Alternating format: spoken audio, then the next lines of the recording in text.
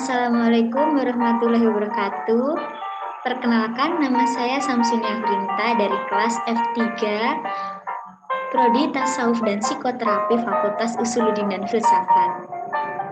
Di sini saya akan menjelaskan mengenai sholawat wahidiyah.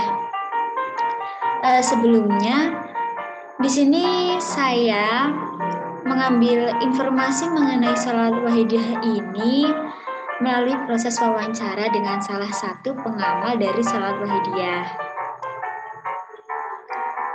Baik, memasuki materi yang pertama yaitu mengenal sholawat wahidiyah. Apa sih sholawat wahidiyah itu? Sholawat wahidiyah itu sama dengan sholawat pada umumnya, namun isi dan tujuannya berbeda. Sholawat wahidiyah sendiri merupakan suatu rangkaian doa-doa sholawat Nabi Shallallahu Alaihi Wasallam. Sholawat tersebut telah dituliskan dalam lembar sholawat wahidiyah, termasuk juga tentang cara dan adab atau tata krama dalam pengamalannya.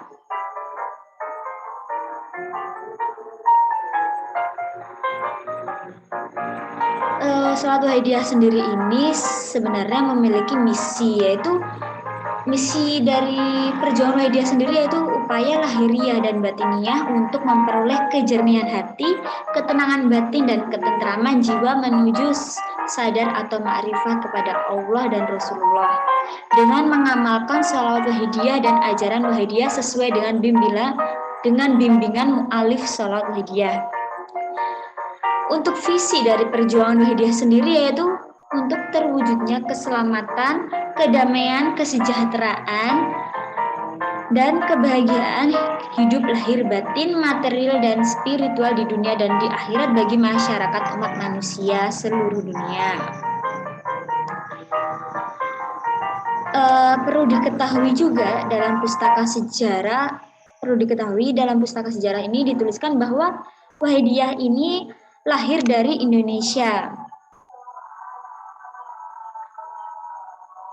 Hal ini yang membuat sholat wahidiyah ini berbeda dengan aliran-aliran tarekat atau tasawuf lain pada umumnya, khususnya yang diberi predikat mu'tabaroh. Nah, karena sholat wahidiyah ini berbeda dari tarekat yang lain, khususnya yang berpredikat mu'tabaroh, jadi sholat wahidiyah ini tidak termasuk jamiah thoriqoh. Namun, sholat wahidiyah ini berfungsi sebagai thoriqoh dalam arti jalan menuju sadar kepada Allah dan Rasulullah. Nah, untuk lembar sholawat wahidiyah sendiri bisa teman-teman lihat, yaitu seperti pada gambar di samping itu ya teman-teman. Kemudian ajaran wahidiyah. Ajaran wahidiyah ini berkembang pesat di tanah air, bahkan tersebar ke luar negeri. Nah, untuk pokok ajaran wahidiyah sendiri ini sebenarnya merupakan bimbingan praktis lahiriah dan batiniah yang berpedoman pada Al-Quran dan Al-Hadis dalam melakukan tuntunan Rasulullah Shallallahu Alaihi Wasallam. Nah, di samping mengamalkan sholawat wahidiyah, untuk melatih hati, diterapkanlah ajaran wahidiyah yang rumusnya adalah lillah billah, lirrasul birrasul, dan melaksanakan yang namanya yuktikul lazi haqqah dengan prinsip takdimul aham fal aham, tsummal anfa' fal anfa'. Yang pertama yaitu lillah yaitu segala amal perbuatan baik yang berhubungan langsung kepada Allah dan Rasulullah maupun yang hubungannya di dalam masyarakat dengan sesama makhluk pada umumnya, baik yang wajib, sunnah ataupun yang wenang, asal bukan perbuatan yang merugikan atau yang tidak diridhoi oleh Allah Subhanahu wa Ta'ala. Melaksanakannya sendiri harus disertai dengan niat dan tujuan untuk mengabdikan diri kepada Allah dengan ikhlas dan tanpa pamrih, dengan niat lillahi ta'ala. Kemudian billah Bilah yaitu menyadari dan merasakan senantiasa kapan dan dimanapun berada bahwa segala sesuatu itu termasuk gerak-gerik kita, lahir batin, tenaga, pikiran, dan lain sebagainya itu merupakan ciptaan dari Allah. Maka dari itu kita diperintahkan untuk tidak merasa lebih-lebih mengaku bahwa diri kita ini memiliki kekuatan dan kemampuan. Karena sesungguhnya kekuatan dan kemampuan itu hanyalah dari Allah Subhanahu wa Ta'ala. Kemudian li Rasul, di samping niat lillah yang telah saya sebutkan tadi, kita dianjurkan juga supaya menyertakan dengan niat li Rasul, yaitu niat mengikuti tuntunan Rasulullah Shallallahu Alaihi Wasallam. Kemudian ada bi Rasul. Maksudnya di samping sadar billah yang telah dijelaskan sebelumnya, supaya manusia itu juga menyadari bahwa segala sesuatu yang ada termasuk gerak-gerik lahir batin adalah sebab jasa dari Rasulullah Shallallahu Alaihi Wasallam. Penerapan dari lillah billah dan li Rasul bi Rasul sendiri ini sebenarnya merupakan realisasi dalam praktik hati dari dua kalimat syahadat, yaitu asyhadu alla ilaha illallah wa asyhadu anna muhammadar rasulullah. Kemudian yukti kulladzi haqqah, yaitu mengisi dan memenuhi segala bidang kewajiban, melaksanakan kewajiban di segala bidang tanpa menuntut hak, baik kewajiban-kewajiban terhadap Allah wa rusulih maupun kewajiban-kewajiban dalam hubungannya di dalam masyarakat, di segala bidang dan terhadap makhluk pada umumnya.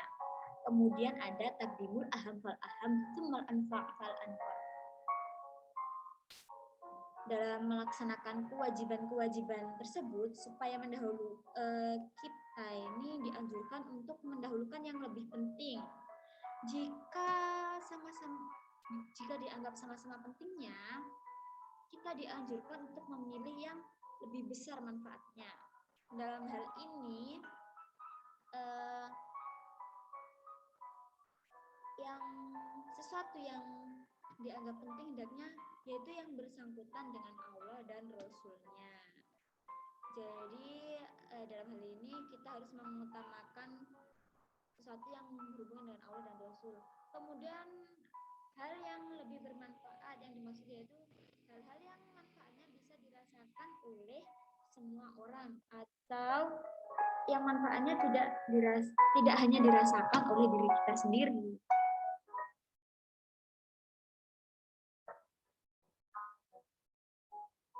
Kemudian yaitu pengamalan sholawat wahidiyah. Di antara ciri khas pengamalan sholawat wahidiyah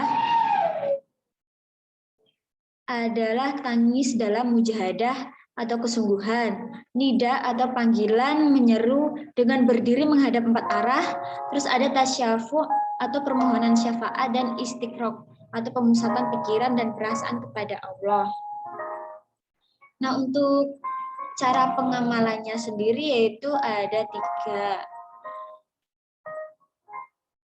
Yang pertama yaitu harus niat semata-mata mengabdikan diri kepada Allah dengan ikhlas tanpa pamrih, serta memuliakan dan mencintai Rasulullah Shallallahu Alaihi Wasallam. Maka supaya merasa benar-benar berada di hadapan Rasulullah Shallallahu Alaihi Wasallam, istidlor disertai adab sepenuh hati, taklim atau memuliakan, mahabbah atau mencintai semurni-murninya. Kemudian yang kedua, diamalkan selama 40 hari berturut-turut. Tiap hari paling sedikit menurut bilangan-bilangan yang tertulis di belakangnya. Maksudnya bilangan-bilangan yang tertulis di lembaran salat wahidiyah, di salat wahidiyah. Nah, dalam lembaran salat wahidiyah itu kan ada yang ada zikir-zikirnya tuh. Nah, di belakangnya tuh ada angka-angkanya, kayak misal zikir Al-Fatihah dibaca 7 kali atau berapa kali. Nah, maksudnya di sini tuh kita harus membaca tiap hari paling sedikit ya menurut angka-angka yang tertera tersebut dalam sekali bacanya, yaitu dalam sekali duduk. Boleh pagi, sore, ataupun malam. Boleh juga selama 7 hari. Jadi kita mengamalkannya tidak harus 40 hari berturut-turut. Kita juga boleh mengamalkannya selama 7 hari. Akan tetapi bilangan tersebut diperbanyak menjadi 10 kali lipat.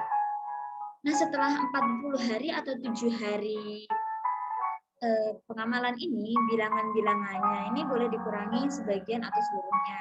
Akan tetapi lebih utama jika diperbanyak. Untuk mengamalkannya sendiri itu bisa diamalkan sendiri-sendiri, akan tetapi berjamaah bersama keluarga ataupun bersama masyarakat satu kampung sangat dianjurkan.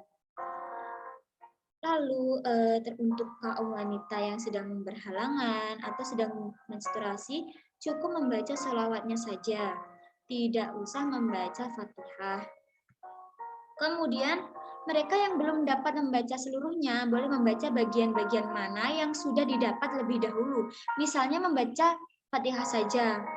Oke, nggak apa-apa. Misalkan itu bacaannya ada banyak, namun kita hanya bisa membaca Al-Fatihahnya saja. Tidak apa-apa, kita membaca Fatihahnya saja. Atau membaca kalimat nida yang berbunyi, Ya Sayyidi Ya Rasulullah. Diulang berkali-kali selama kira-kira sama waktunya dengan saat mengamalkan seluruhnya selama kurang lebih 30 menit.